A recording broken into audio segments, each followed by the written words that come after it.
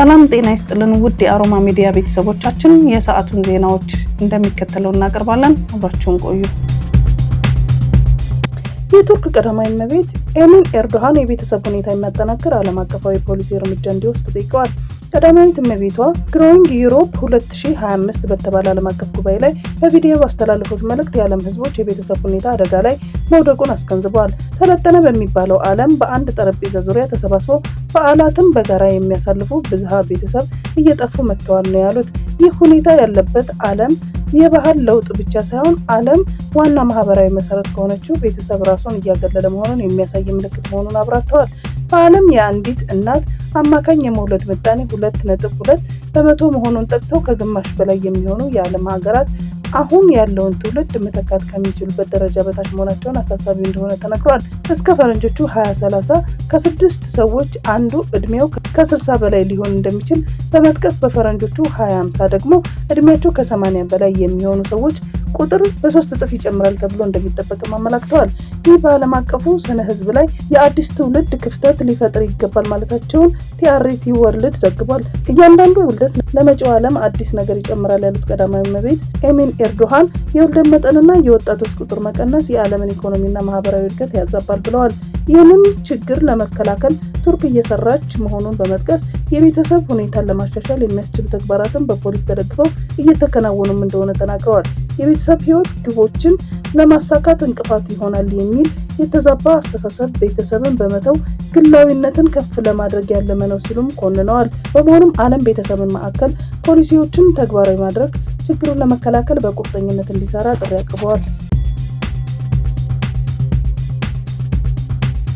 ዛሬ 9 የላቦራቶሪ ምርመራ ተደርጎ አንድ ሰው በማርበርግ ቫይረስ መያዙ ተገለጸ። የማርበርግ ቫይረስ በሽታ ዕለታዊ ሁኔታ አስመልክቶ የጤና ሚኒስቴር እና የህብረተሰብ ጤና ኢንስቲትዩሽን ባወጡት መረጃ ተጨማሪ አንድ ሰው በቫይረሱ መያዙ ተገልጿል። በዛሬው ዕለት 9 የላቦራቶሪ ምርመራዎች መካሄዳቸውን የጠቆመው መረጃው አንድ ሰው በቫይረሱ መያዙን ሲገልጽ 8 ሰዎች ነፃ መሆናቸውን ያሳያል። በሽታው መከሰቱን ከተገለጸ ቀን አንስቶ እስካሁን 26 የላቦራቶሪ ምርመራዎች የተከናወኑ ሲሆን ቫይረሱ በ4 ሰዎች መገኘቱን በላቦራቶሪ ተረጋግጧል። ከዚህ ቀደም ቫይረሱ እንደተገኘባቸው የተገለጹት 3 ተጠርጣሪዎች ህይወታቸው ማለፉ ይታወሳል።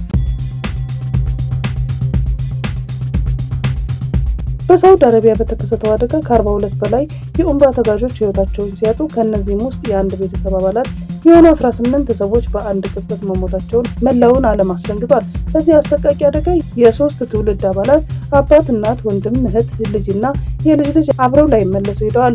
ይህንን ያህል ቁጥር ያለው ቤተሰብ በሙሉ መጥፋቱ የሰዎችን ልብ በሀዘን አስጨንቋል። ይህ ፎቶ ለመጨረሻ ጊዜ የተነሱት ሲሆን የእነዚህም ቤተሰቦች ታሪክ በዓለም ዙሪያ በሚሊዮኖች የሚቆጠሩ ሰዎችን እያሳዘነ ይገኛል። ፈረንሳይ ለዩክሬን የጦር አውሮፕላኖችን ልትሸጥ ነው። የፈረንሳይ ፕሬዝዳንት ኢማኑኤል ማክሮን እና የዩክሬን አቻቸው ቮሎዲሚር ዜሌንስኪ በፓሪስ ታሪካዊ የተባለ የመከላከያ ስምምነት ተፈራርመዋል።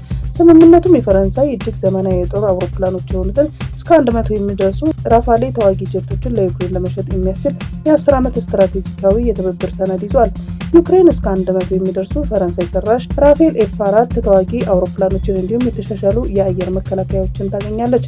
እነዚህ የጦር መሳሪያዎች ኪየቭ ራሷን ከሩሲያ ከባድ ጥቃቶች የመከላከል አቅሟን ለማሳደግ ያስችላታል ተብሏል። የጀቶቹ አቅርቦት እስከ 2035 ድረስ የሚዘልቅ ሲሆን የዩክሬን የድህረ ጦርነት አየር ኃይል የመገንባት ግብ አለው። የጀቶቹ አቅርቦት እስከ 2035 ድረስ የሚዘልቅ ሲሆን የዩክሬን የድህረ ጦርነት አየር ኃይል የመገንባት ግብ አለው። የጠላትን አውሮፕላን እንቅስቃሴ የሚጠፉ ድሮኖችን በጋራ ማምረት በዚህ ዓመት ይጀምራሉ ተብሏል። የዩክሬን ፕሬዝዳንት ቮሎዲሚር ዜሌንስኪ ከፈረንሳይ አቻቸው ኢማኑኤል ማክሮን ጋር በፓሪስ አቅራቢያ በሚገኝ አየር ማረፊያ ስምምነቱን የያዘ ሰነድ ከተፈራረሙ በኋላ እርምጃው ታሪካዊ ሲሉ አድንቀዋል። እስካሁን ድረስ የጦር መሳሪያዎችን ግዢ ወጪ የገንዘቡ ምንጭ ከየት እንደሚገኝ ያልታወቀ ቢሆንም ፈረንሳይ የአውሮፓ ህብረት ድጋፍን ለማግኘትና የታገዱት የሩሲያ ንብረቶችን ለመጠቀም አቅዳለች። ይህ ስምምነት ዩክሬን ከጊዜ ወደ ጊዜ በሶቪየት ህብረት ዘመን የጦር መሳሪያዎች ተላቃ ሙሉ በሙሉ ወደ ምዕራባዊ የጦር መሳሪያ ስርዓት እንድትሸጋገር ይረዳታል። ዩክሬን በጠቅላላ 250 ዘመናዊ ተዋጊ ጀቶች ለማግኘት እቅድ ያላት ሲሆን ከፈረንሳይ ራፌል ጀቶች በተጨማሪ ከስዊድን ግሪፐን እና ከአሜሪካ ኤፍ16 ጀቶችን ለማግኘት በትይዩ እየሰራች ነው ሲል ሲኤንኤን ዘግቧል።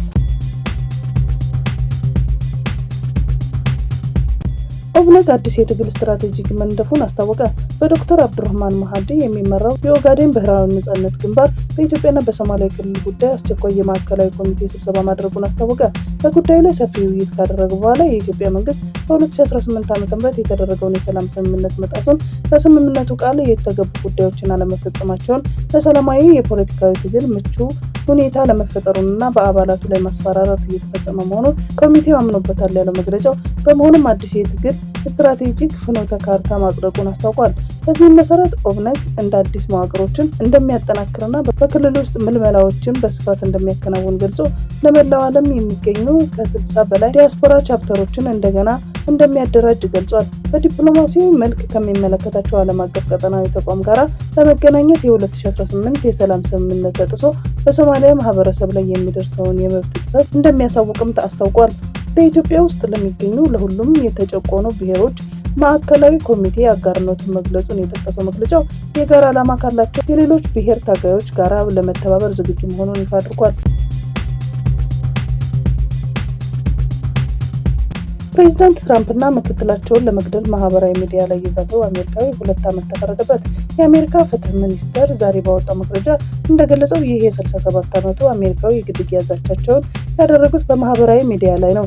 የሚቺጋን ነዋሪ የሆነው ግለሰቡ በማህበራዊ ሚዲያ ላይ ፕሬዚዳንት ትራምፕንና ምክትላቸውን ጄዲ ቫንስን ለመግደል ከመዛቱም በላይ ይህንን በማድረግ ቢገደልም ሆነ እድሜ ልክ ቢታሰር ግን ግድ እንደማይሰጠውም ገልጾ እንደነበር ሚኒስቴሩ አስታውቋል። ግለሰቡ ከአሜሪካ ምክትል ፕሬዚዳንት ጋራ ተመሳሳይ ስም ያለው ነው። ጄምስ ዶናልድ ቫንስ የሚል ስም ባለው በዚህ አሜሪካዊ ላይ በሚቺጋን የሚገኘው የፌዴራሉ ፍርድ ቤት የ2 ዓመት እስር ተፈርዶበታል። ይህ በእንዲህ እንዳለ ከ1 ወር በፊት በትራምፕ ላይ የግድያ ዛቻ በፈጸመው ሪቻርድ ስፕሪንግ በተባለው ግለሰብ ላይ የ18 ወራት እስራት የተፈረደበት መሆኑን ይታወቃል። በህንድ የማዋለጃ ሆስፒታል ላይ በተፈጸመ የሳይበር ጥቃት የበርካታ ሴቶች ቪዲዮ ተሰረቀ። በሆስፒታሉ የተገጠመው የሲሲቲቪ ካሜራ ቪዲዮዎች ከተለጠፉ በኋላ በቴሌግራም ላይ እየተሸጡ ነው ተብሏል። ካሜራዎቹ የገጠሙት የሐኪሞቹ ደህንነት ለመጠበቅ ነበር ሲባል በመላው ሀገሪቱም ከ50,000 በላይ የሲሲቲቪ ቪዲዮዎች መለጠፋቸውንና መሸጣቸውን ፖሊስ አስታውቋል። በህንድ የሲሲቲቪ ካሜራዎች በቂ የሳይበር ደህንነት ስልጠና ባልወሰዱ ሰዎች እንደሚገጠም የተጠቀሰ ሲሆን ይህም በቀላሉ ጥቃት እንደሚያጋጥመም ተነስቷል። ህንድ የሳይበር ደህንነቷን ለማጠናከር በርካታ ስራዎችን ብትሰራም የጥቃቱ መጠን መጨመር እንጂ መቀነስ አልታየበትም ተብሏል። ጥቃቱ ተፈጸመ የተባለበት የጉጅራት አካባቢ ፖሊስ በህንድ በሆስፒታሎች፣ በትምህርት ቤቶችና በሌሎች ቦታዎች የሚገኙ የሲሲቲቪ ካሜራዎችን ኢላማ የሚያደርጉ መረጃዎችን፣ መዝበሪያዎችን፣ ኔትወርኮች እንዳለ ገልጿል። የተሰረቁት ቪዲዮዎች ከ800 እስከ 2000 የህንድ ገንዘብ የተሸጡ መሆኑን ሲገልጽ፣ በሰብስክሪፕሽን ደግሞ የሲሲቲቪ ካሜራዎች የሚቀርጹትን በቀጥታ መከታተል ይችላሉ ተብሏል። ፖሊስ ከዩቲዩብ እና ቴሌግራም ጋር በመነጋገር ቪዲዮዎቹን እንዲወርዱ ተደርጓል ያለ ሲሆን ከባለፈው የካቲት ወር ጀምሮ 8 ሰዎች መታሰራቸውን ገልጸዋል። 2 የፖለቲካ ፓርቲ ከኦሮሚያ ክልል መንግስት ጋር ለመወያየት ጥያቄ አቀረቡ።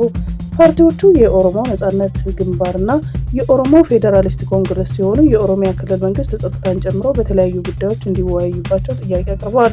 ፓርቲዎቹ ህዳር 9 ቀን 2018 ዓ.ም በጻፉት የእንወያይ ጥያቄ ደብዳቤ ከክልሉ ፕሬዝዳንት አቶ ሽመልስ አብዲሳ ጋር ስለ ኦሮሚያና ኦሮሞ ህዝብ ለመወያየት ቀጠሮ እንዲሰጣቸው ጠይቀዋል።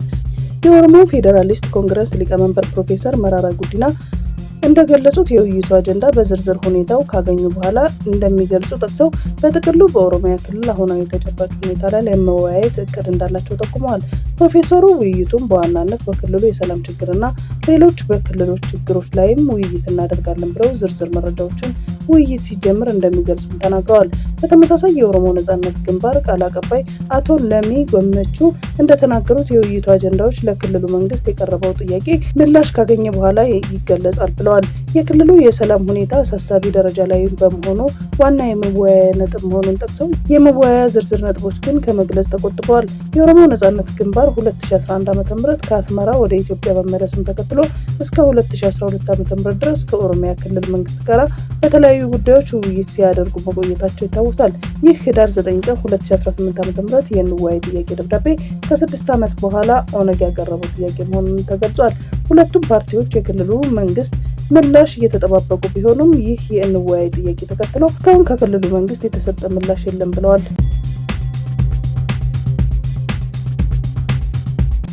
ተመራጯ የታንዛኒያ ፕሬዝዳንት ልጇንና የልጇን ባል በሚኒስትርነት ሾመዋል። አወዛጋቢ በነበረው የአፍሪካ ህብረት ሳይቀር ጥያቄ ያስነሳበት ምርጫን እንዳሸነፉ የታወጀላቸው ሳሚያ ሱሉሁ ዘመዶቻቸውን በከፍተኛ የስልጣን ቦታ ላይ መድበዋል። ፕሬዝዳንቷ ሴት ልጃቸውን የትምህርት ሚኒስትር ዴኤታ አድርገው ሲሾሙ የልጃቸውን ባል የጤና ሚኒስትር አድርገው ሾመዋል። ሁለቱም ተሿሚዎች የፓርላማ አባል መሆናቸው ተገልጿል። 98% ድምጽ በማግኘት ምርጫውን አሸነፉ የተባሉት ሳሚያ ሱሉሁ 27 ሚኒስትሮችና 29 ሚኒስትር ዴኤታዎችን የያዘው አዲስ ካቢኔም ይፋ አድርገዋል።